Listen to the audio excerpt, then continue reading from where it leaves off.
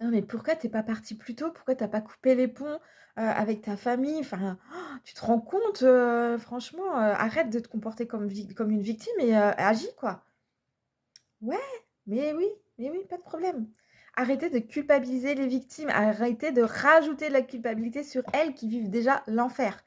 Honnêtement, il y a plein d'explications, que ce soit d'un point de vue psychique, psychologique, mental, mais aussi culturel, éducatif, qui expliquent que c'est compliqué pour une victime de couper les ponts, même quand, bah, sa famille, elle est dysfonctionnelle, elle est maltraitante, elle est toxique. Déjà, ça prend du temps de s'en rendre compte parce que quand on a vécu, toute sa vie dans cet environnement, dans ce contexte, mais en fait, on n'a pas le recul suffisant pour se rendre compte que ce qu'on vit n'est pas tout à fait normal et que c'est même toxique et mauvais pour soi. Qu'ensuite, la famille, elle est placée là. Hein. Combien de fois va te dire ah, mais le lien du sang, c'est plus fort que tout. La famille, bah, c'est ce qu'il y a de plus important. Donc, ben, du coup, c'est pas évident non plus de couper les ponts dans ce genre de contexte. Et qu'en plus, ben, il y a l'emprise, il y a plein de choses qui font que c'est quelque chose de difficile. Peut y avoir la peur aussi de se retrouver seule, d'être jugée.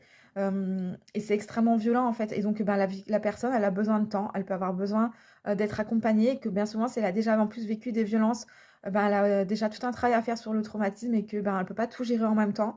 Et que si une personne vient te parler de ses difficultés, ben, juste écoute-la, accueille ce qu'elle a à te dire, mais ne juge pas.